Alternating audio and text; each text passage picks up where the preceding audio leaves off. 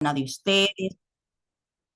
Bueno es el Señor que nos permite estar en esta sala con el deseo de aprender de su santa palabra, de recordarla. Gracias también a mi hermana Antonieta por la invitación y por el privilegio. Así es que vamos a ver qué quiere nuestro Dios que aprendamos a través de este capítulo 28 en el libro de Ezequiel. El capítulo 28 concluye el bloque de 3 capítulos dedicados a Tiro. ¿Por qué juzgó Dios tan severamente esta ciudad? En última instancia, la culpa recae sobre el corrupto liderazgo de Tiro, el príncipe de ella. Por este liderazgo, Tiro llegó a centrarse enteramente en las riquezas, una obsesión que la definía como pueblo y como ciudad. La arrogancia del príncipe se observa en su jactanciosa afirmación en el sentido de que era Dios. Por lo tanto, el Señor despachó o mandó a profeta Ezequiel a presentarles una feroz reprensión en términos nada disimulados. No obstante, la reprensión no fue solamente para él. Él representaba a la totalidad del pueblo de Tiro. La visión que este pueblo tenía de sí mismo casi no tiene comparación en ningún otro pasaje del Antiguo Testamento. Se consideraban tan superiores a los demás pueblos que les causaba risa la sola idea de compararse con ellos. Eran superiores en todos los aspectos, desde la salud hasta la sabiduría. La isla, fortaleza de ellos, era impenetrable. En medio de esta arrogancia entró el profeta de Dios con malas noticias. Tiro caería junto con su ciudad hermana, Sidón. Tiro caería completamente para jamás levantarse. Cuando esto sucediera, Tiro y el mundo reconocerían al verdadero Dios. Y lo verifica en el versículo 22 de este mismo capítulo, cuando dice, y sabrán que yo soy Jehová cuando haga en ellos juicios. En el versículo 1 y 2, Dios envió a Ezequiel con un mensaje para el príncipe de Tiro. El príncipe había dicho, y lo dice en el versículo 2, yo soy un Dios. Tenemos que ver gramaticalmente cuando él dice yo soy un Dios, ese Dios está escrito con una D minúscula, porque es mucho más inferior, ¿verdad? Que nuestro Dios. La palabra Dios gramaticalmente siempre la vamos a ver dentro de la escritura con una D mayúscula. Esta afirmación que se repite de diferentes maneras por todo el capítulo, lo podemos ver en el 2, en el 6 y en el 9. Fue el fundamento para la condenación de Dios. El príncipe puede haber creído que era él, la deidad suprema. En el pensamiento antiguo del cercano oriente, a menudo se consideraba al rey la personificación de Dios y de nuevo un Dios con D mayúscula. No obstante, esta creencia se encontraba ciertamente en otras culturas, porque acordémonos que estos pueblos eran pueblos politeístas, ¿verdad? Adoraban otros dioses. Y aquí Tiro igualmente no era la excepción. Es probable que la arrogante jactancia del príncipe fuera el resultado de la creencia, en el sentido de que Tiro era autosuficiente, absoluta y que a nadie tenía que dar cuenta. El príncipe dijo, en el trono de Dios estoy sentado.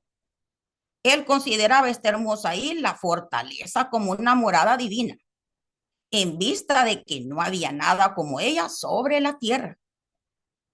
En su opinión humana, tenía que ser el lugar donde los dioses vivían. Se le dijo, has puesto tu corazón como corazón de Dios. Pero Dios le informó claramente de que él era un simple hombre y no Dios. el príncipe de Tiro consideraba que su corazón, que estaba puesto en su intelecto, era el corazón de Dios. Se veía a sí mismo como alguien que tenía conocimiento sobrenatural, esto es, omnisciencia. Su gran sabiduría es confirmada en los versículos 4 y 5. Sin embargo, hacer equivaler esto con la sabiduría de Dios era una tremenda insensatez. En el versículo 3 hace una referencia, ¿verdad? Imagínense el atrevimiento que hizo a decir que él era más sabio que Daniel. Daniel fue conocido, ¿verdad? Como un profeta con mucha sabiduría.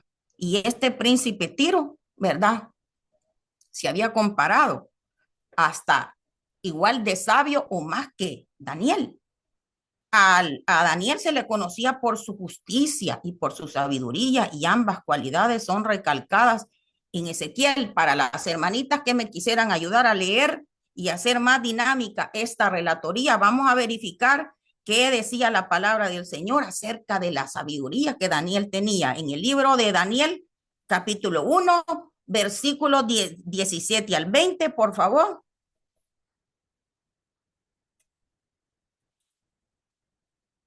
Hasta el 19 lo vamos a leer. 17 17. al 19, por favor. A estos cuatro muchachos, Dios les dio conocimiento e inteligencia en todas las letras y ciencias, y Daniel tuvo entendimiento en toda visión y sueños. Pasados, pues, los días al fin de los cuales había dicho el rey que los trabajasen, el jefe de los eunucos los trajo delante de Nabucodonosor. Y el rey habló con ellos, y no fueron hallados entre todos ellos otros como Daniel, Ananías, Misael y Azarías. Así, así pues, estuvieron delante del rey. Hasta el 19, amada. Léame el 20, por favor. Ok. En todo asunto de sabiduría e inteligencia que el rey les consultó, los halló 10 veces mejores que todos los magos y astrólogos que había en todo su reino. Amén. Amén. Muchas gracias, amada hermana. Bueno, a través de la palabra del Señor, ¿verdad? Vemos la tremenda sabiduría, ¿verdad? Comprobada que tenía el profeta Daniel, y hasta eso este rey se atrevió, ¿verdad? A aseverar que la de él todavía era mayor. Los grandes profetas de Dios eran conocidos y reconocidos en su propio tiempo. Se vuelve a usar en el versículo 6 la frase corazón como corazón de Dios. Aquí el punto fue, tú pusiste tu corazón como el corazón de Dios. Hace énfasis en esto, revelando que esto era algo que el príncipe de Tiro había creado dentro de sí mismo. Él no se hacía humilde cuando otros lo alababan y lo glorificaban. Qué peligroso esto, amadas hermanas. Poner en nuestro corazón orgullo, ser ególatra, ser egoísta, todo esto se le había ido, como decimos, a la cabeza a este rey. Él no se hacía humilde cuando otros lo alababan y lo glorificaban. Es peligroso dejar que los elogios de otros afecten nuestro orgullo y nos haga vernos como más importante de lo que realmente somos. Y aquí la palabra del Señor a través del apóstol Pablo, y alguien que me pueda leer Romanos capítulo 12, versículo 3, por favor, y luego el 16. Amén, hermanita. Romanos capítulo 12, versículo. 3. Digo, pues, por la gracia que me es dada a cada cual a cada cual que está entre vosotros, que no tenga más alto concepto de sí que el que debe tener, sino que piense de sí con cordura, conforme a la medida de fe que Dios repartió a cada uno. Amén. Versículo 16, por favor. Permítame, dice así: unánimes entre vosotros, no altivos, sino asociándolos con los humildes, no seáis sabios en vuestra propia opinión. Amén. Amén. Gracias, hermana. Bueno, ahí nos empieza a aconsejar la palabra de Dios, qué es lo que debemos nosotros hacer, amadas hermanas, para no llegar hasta donde llegó este rey de Tiro. Versículos 7 y 8. Dios traería contra Tiro los fuertes de las naciones. ¿Quiénes serían? Los babilonios, según la historia. Estos desenvainarían sus espadas. La palabra espada, en una palabra clave, es una palabra clave en el libro de Ezequiel que se refiere por lo general al poderío militar.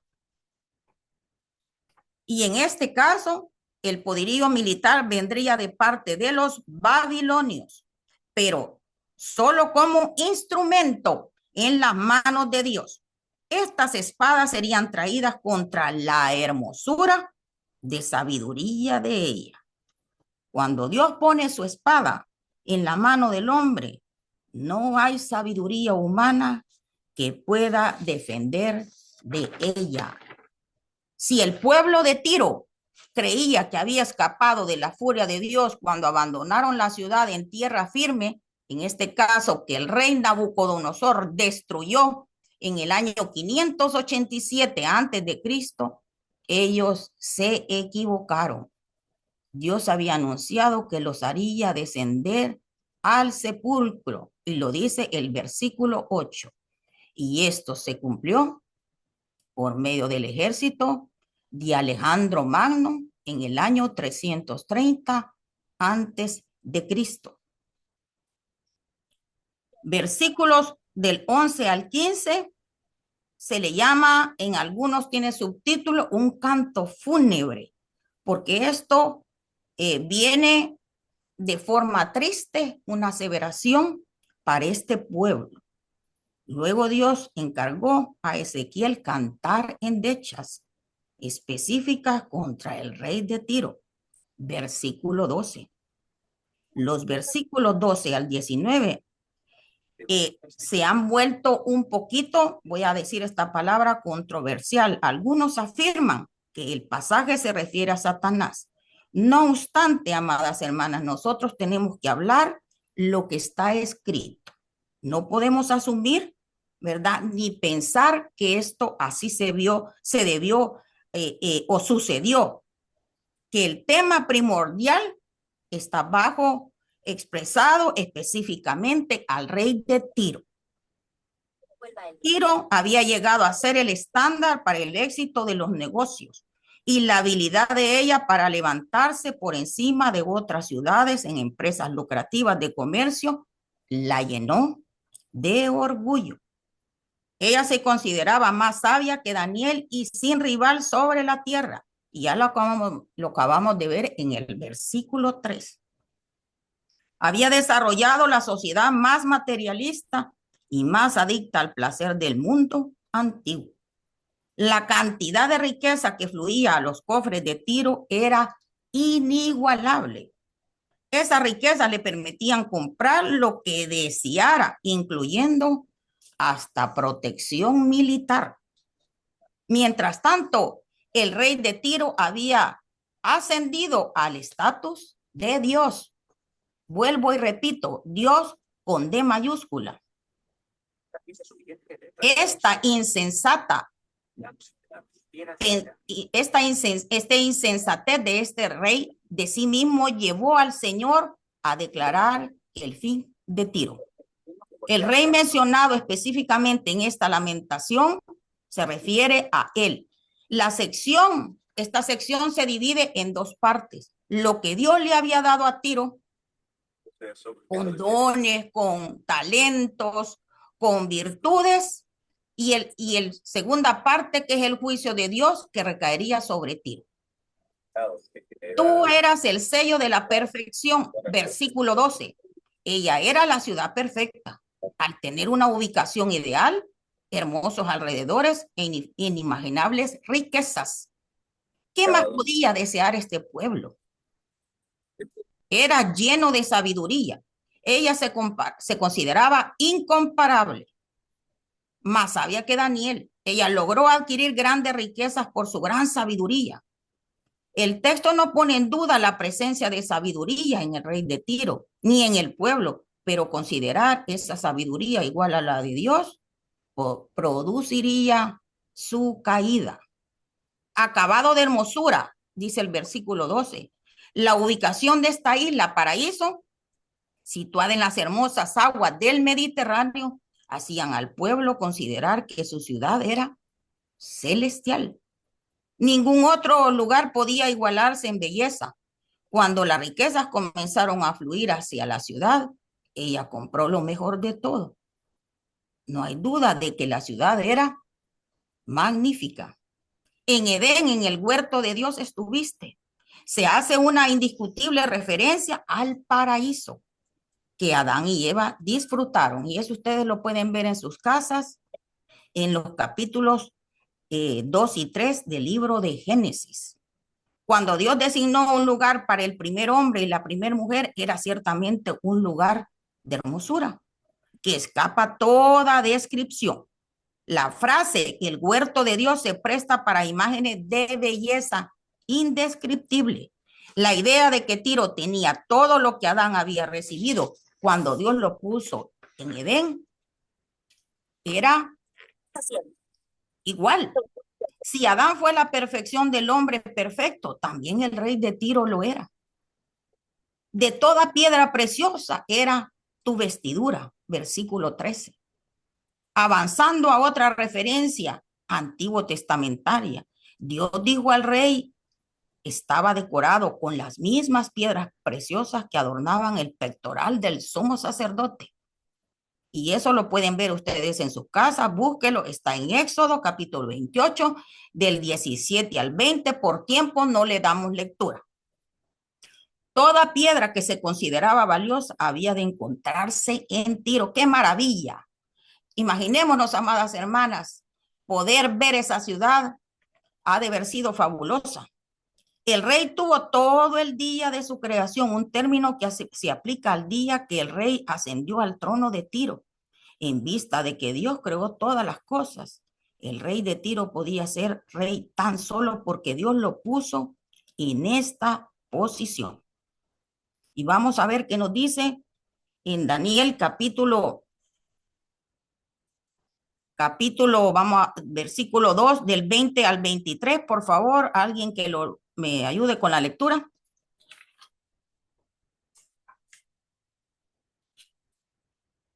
Daniel 2. Versículo 20 al 23, por favor. 20, 23.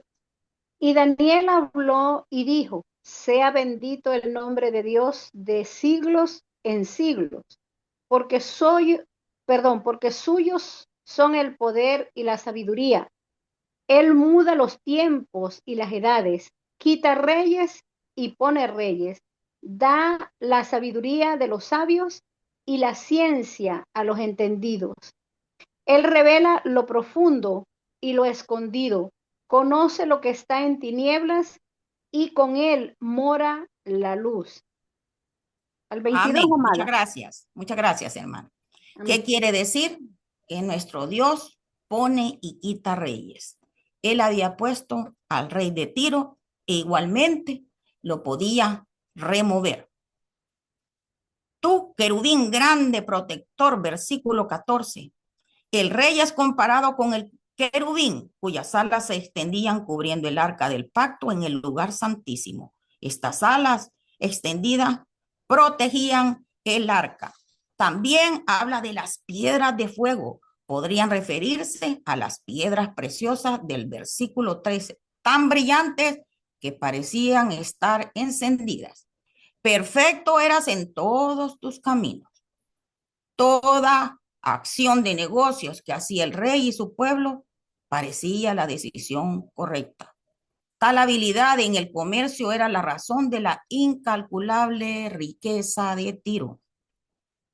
Al final del versículo 15, el relato cambia hasta que se halló en ti maldad. Por ahí nosotros andamos un dicho, ¿verdad? Todo iba bien, dice uno, ¿verdad? Todo iba bien del rey hasta que, ¿verdad? Lo verifica el versículo 15, hasta que se halló en ti maldad. El rey de Tiro estaba lleno de orgullo por sus logros y su pueblo estaba viviendo en soberbia y en engreimiento, atributos definidos de injusticia. Nuestro Señor hizo un examen. Evaluó también la injusticia que estaba profundamente incrustada dentro del rey y de su pueblo. Pecaste, versículo 16. Los pecados de Tiro son específicamente identificados como estar llena de iniquidad, como resultado de la multitud de sus contrataciones. ¿Qué quería decir esta parte? Las exitosas prácticas de comercio los hicieron inicuos. No obstante, la iniquidad no provenía de afuera, sino de adentro. Te eché del monte de Dios. El comportamiento fanfarrón y jactancioso de Tiro fue expuesto por el Señor.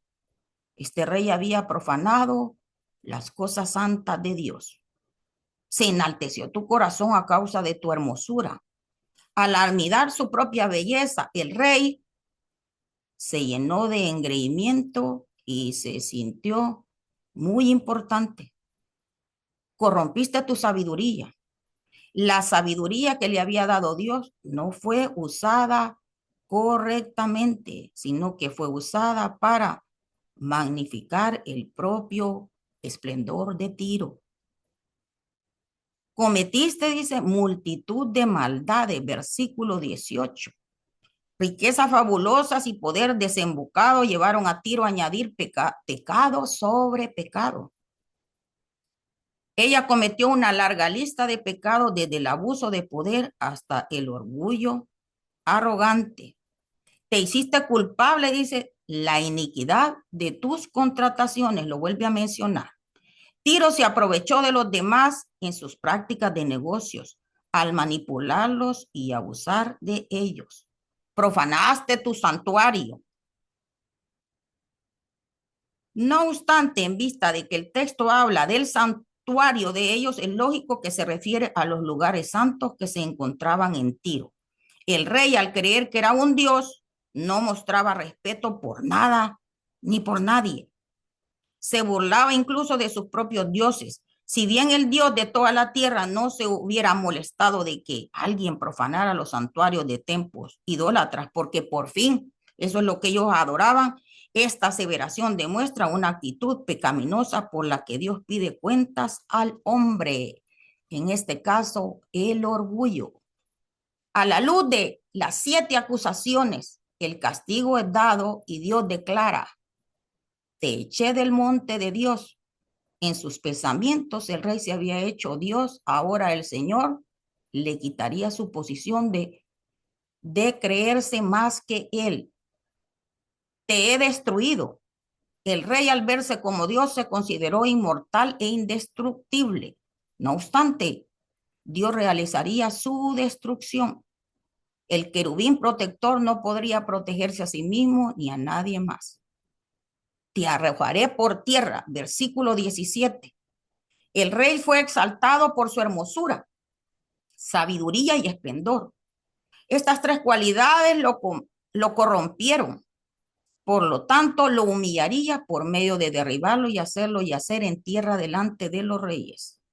Otros poderosos monarcas habían de presenciar la humillación del rey de Tiro.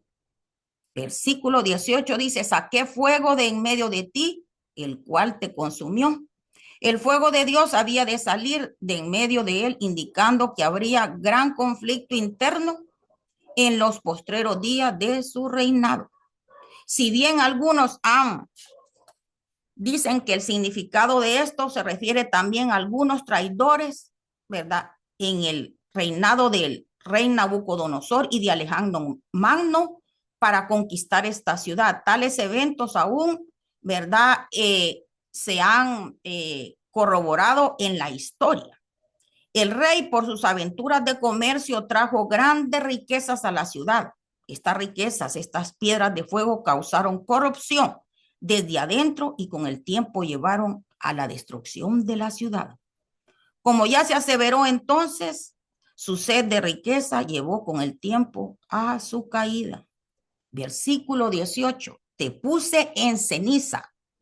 El reino glorioso es ahora reducido a nada. Todo lo que quedaba de hermosura y esplendor de la ciudad sería hallado en los montones de cenizas.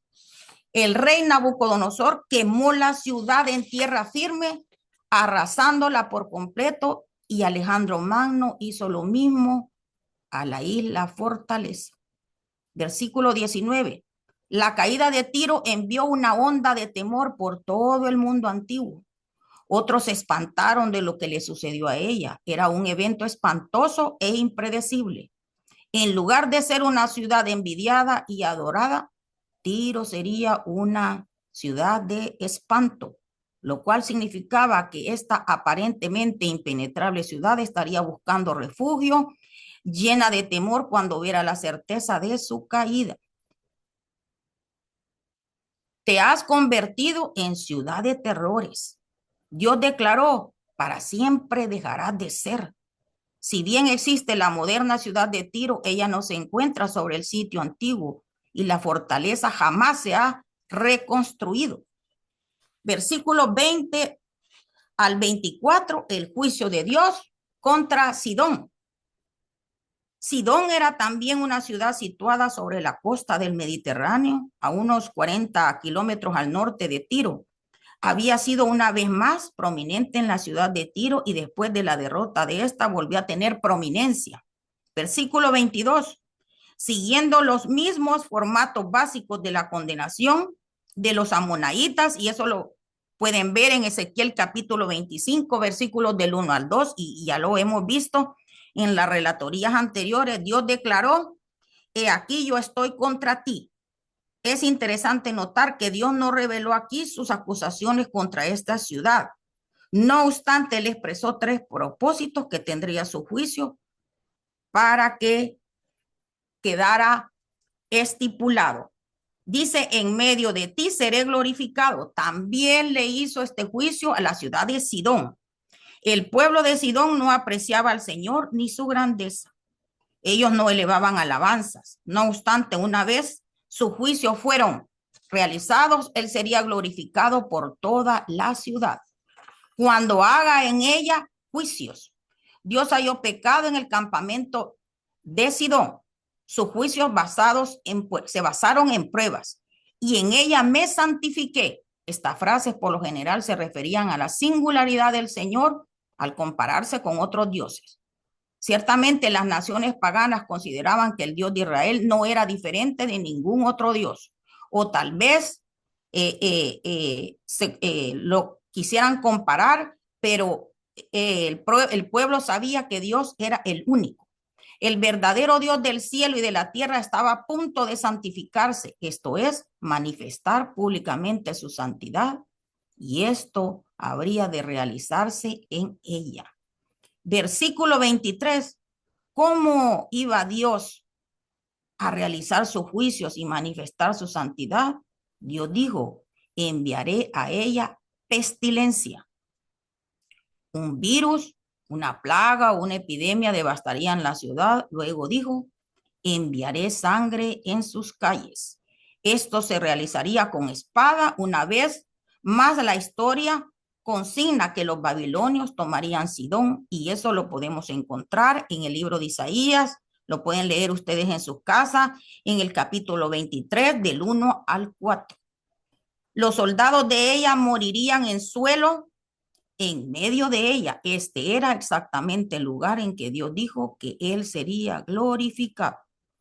Versículo 24. La caída de Sidón pondría fin a la opresión que sufría Israel y sus países vecinos.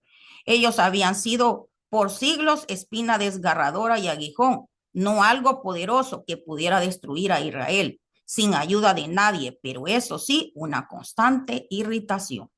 Cuando cada profecía de desastre se cumpliera, ella conformaría la verdad fundamental que enseñaba el libro de Ezequiel y sabrán que yo soy Jehová. La restauración de Israel en los versículos 25 al 26. Todas las naciones que rodeaban a Israel perecieron por la mano del Señor, pero no así Israel, que sobrevivió. Al volver a su tierra, el pueblo de Dios se daría cuenta de lo maravilloso que sería el hecho de que todavía existieran y reconocieran la obra de Dios en estos maravillosos eventos. Dios planeaba santificarse en ellos ante los ojos de las naciones. Versículo 26. Las naciones vecinas habían sido destruidas. Dios había cumplido su plan de hacer juicios sobre ellos. Una vez acabado esto, los exiliados que se volverían podrían vivir confiadamente en la tierra, permitiéndoles edificar y plantar. Quisiera a este punto, amadas hermanas, si me permiten compartir un pequeño video, ¿verdad?, acerca de esta ciudad. No sé si puedo, hermanita Becky, por favor. Está habilitada, hermana, adelante. Gracias.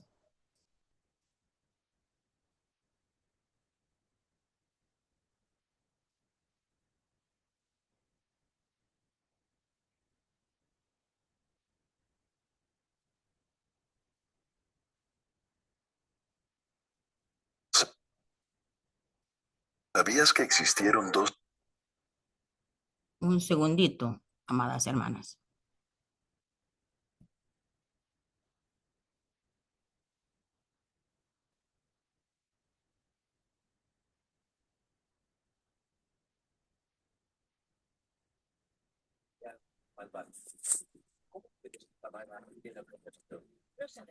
Ciudades tan ricas y poderosas que su nombre se convirtió en leyenda. Hoy viajamos a la... ¿Sabías que existieron dos ciudades tan ricas y poderosas que su nombre se convirtió en leyenda? Hoy viajamos al antiguo Líbano para descubrir la increíble historia de Tiro y Sidón, las joyas del mundo fenicio. Imagina dos ciudades costeras, llenas de vida, cuyos barcos surcaban el Mediterráneo entero. Tiro y Sidón no eran ciudades cualquiera, eran el corazón del comercio mundial, conectando Oriente con Occidente. Su secreto para una riqueza sin igual era un pequeño caracol marino. De él extraían la famosísima púrpura de Tiro, un tinte tan exclusivo y caro que solo reyes y emperadores podían permitírselo. Esto hizo que sus comerciantes fueran los más adinerados de la época. Pero su legado va mucho más allá del dinero. Los fenicios de Tiro y Sidón fueron maestros constructores de barcos y navegantes intrépidos. Fundaron colonias por todo el Mediterráneo, incluyendo la legendaria Cartago en África. Y quizás su mayor regalo a la humanidad fue el alfabeto fenicio, la base de nuestro propio alfabeto. Cada vez que escribes una letra, estás usando una herencia directa de estas ciudades. Sin embargo, tanta grandeza también atrajo la atención de los cielos. En la Biblia, los profetas como Isaías y Ezequiel advirtieron a Tiro y Sidón sobre su orgullo y su idolatría. Ezequiel lanzó una profecía impactante, la destrucción de Tiro. Predijo que sería atacada por grandes reyes y que sus muros caerían. Y la historia confirmó la profecía. Primero, el rey Nabucodonosor de Babilonia asedió la ciudad, pero el golpe final lo dio Alejandro Magno en el año 332 a.C. Para conquistar la isla de Tiro, construyó una calzada sobre el mar, una hazaña de ingeniería militar sin precedentes. A pesar de una resistencia heroica, Tiro cayó, y su esplendor se desvaneció. Hoy, las ruinas de Tiro y Sidón son un eco silencioso de su glorioso pasado. Nos recuerdan que ningún imperio, por muy poderoso que sea, es eterno. Pasaron de ser faros de cultura y comercio a convertirse en un testimonio de que el orgullo puede llevar a la caída. Su historia nos enseña una lección valiosa sobre la humildad y el paso imparable del tiempo. Si te ha fascinado esto. Aquí en este pequeño video podemos apreciar, ¿verdad? Han tomado ahí algunas gráficas de cómo era esta ciudad y que pudo más el orgullo, el egoísmo de este rey. El orgullo viene antes de la caída. El príncipe de Tiro tenía una visión inflada de sí mismo, de modo que Dios tuvo que derribarlo. Nosotros también enfrentamos el peligro de hincharnos de orgullo. Necesitamos aprender la humildad. Si alguien me puede leer 1 Pedro, capítulo 5, versículo 6, por favor. Primera de Pedro, aquí, hermanita. 1 de Pedro, capítulo 5, versículo 6. Dice, humillaos pues bajo la poderosa mano de Dios, para que Él os exalte cuando fuere tiempo. Amén. Amén. Gracias, hermanita Adriana. Los que participan en el materialismo son consumidos por el orgullo. En última instancia, tanto el materialismo como el orgullo son atribuidos a Satanás. El rey de Tiro y su pueblo recibió abundancia de bendiciones, fabulosas riquezas, prosperidad inigualada. No obstante, ellos usaron estos dones para sus propios placeres y no para la gloria de Dios. ¿Qué aprendemos, amadas hermanas, de este capítulo? Nos llama a todas a una reflexión personal, a que trabajemos en esa virtud tan hermosa que es la humildad. La humildad es una virtud que nos enseña a conocer nuestras limitaciones y actúa de acuerdo a ese conocimiento. En otras palabras, conoce bien lo que es capaz de hacer o lo que no es capaz de hacer las personas que poseen la humildad. Sin embargo, en la Biblia vemos que la humildad que debemos tener los hijos de Dios abarca más. El concepto bíblico de la humildad se refiere a tener un buen entendimiento sobre quién es Dios y quiénes somos nosotros. El ser humildes, amadas hermanas, es olvidarnos de todo orgullo, de toda soberbia, de todo ego, de todo egoísmo. Y es esa capacidad que nuestro Dios nos deja el gran ejemplo cuando nos habla en Mateo capítulos 11 y versículo 29. Llevad mi yugo sobre vosotros y aprended de mí, que yo soy manso y humilde de corazón, y hallaréis descanso para vuestras almas. La versión traducción del lenguaje actual dice, obedezcan mis mandamientos y aprendan de mí, pues yo soy paciente y humilde de verdad. Conmigo podrán descansar. ¿Por qué nuestro Señor dice, y hallaréis descanso para vuestras almas? Porque las personas humildes son las que menos problemas tienen. Son aquellas que viven en paz.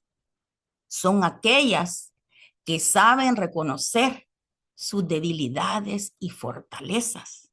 La humildad, amadas hermanas, no se refiere en agachar la cabeza y andar caminando de esa manera.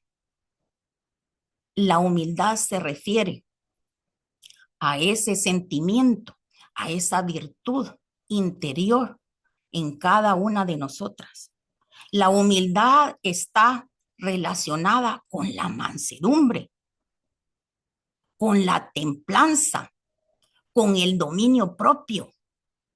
La humildad, amadas hermanas, no se refiere y no tiene nada que ver con capacidad financiera, porque hay personas con capacidad financiera siendo humildes y hay personas pobres siendo orgullosas.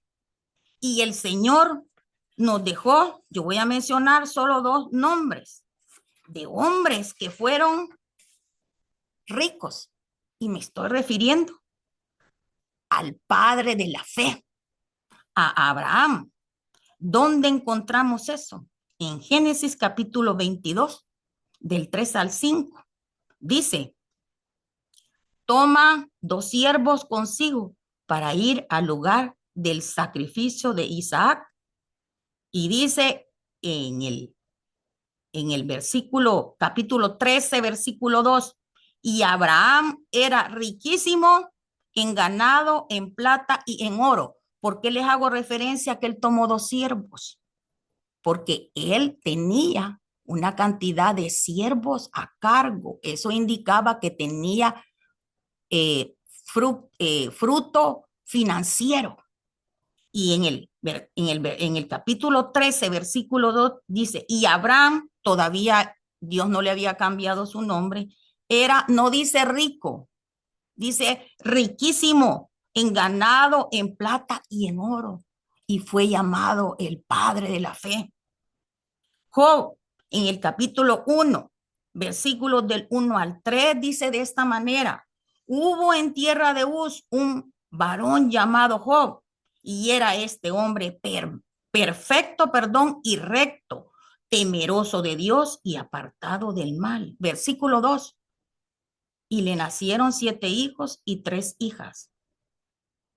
Versículo 3, su hacienda era 7,000 ovejas, 3,000 camellos, 500 yuntas de bueyes, 500 asnas y muchísimos, no dice muchos, y muchísimos criados, y era aquel varón más grande que todos los orientales. Y los que hemos leído el libro de Job, ahí hay una gran historia en 42 capítulos. Estos 2 hombres nos han dejado plasmado un legado de humildad. Entonces, no quiere decir que porque tengamos capacidad financiera vamos a ser soberbios para nada. Eso es un trabajo, amadas hermanas, que cada una de nosotras debe de hacerlo diariamente. Si trabajamos en esa humildad, vamos a ser mujeres mansas, con capacidad de dominio propio, con capacidad de ministrar. Y eso nos va a llevar a tener iglesias unidas, pero no iglesias con crecimiento permisivo, que quiere decir que permiten todo. No, iglesias purificadas, iglesias con la sana doctrina, llevando a rescatar almas al mundo. Trabajemos, amadas hermanas, es la invitación de nuestro Dios, que enseñó, humilló a esa ciudad de Tiro, al rey de Tiro. Todo iba bien hasta que le llegó el orgullo. Tenemos que tener mucho cuidado. Vivimos en una sociedad materialista, donde la parte material está dañando nuestros corazones. Y cuando la Biblia habla del corazón, habla de la mente. ¿Qué nos está entrando en nuestra visión espiritual? ¿Qué es lo que nosotros escuchamos? ¿Qué es lo que nosotros decimos? ¿Con qué nos estamos alimentando? Acordémonos que cuando nosotros nos enaltecemos, perdemos la perspectiva que el Señor quiere. Puede que no seamos un rey de Tiro, pero todos tenemos áreas donde fácilmente dejamos que el ego controle nuestras decisiones. Así es que, amadas hermanas, esta fue una enseñanza personal para mí. Necesito seguir trabajando, ¿verdad? En esa humildad. Y yo les invito también, amadas hermanas, a que trabajemos y logremos llegar a donde el Señor quiere que estemos como hijas del Señor. Bendiciones.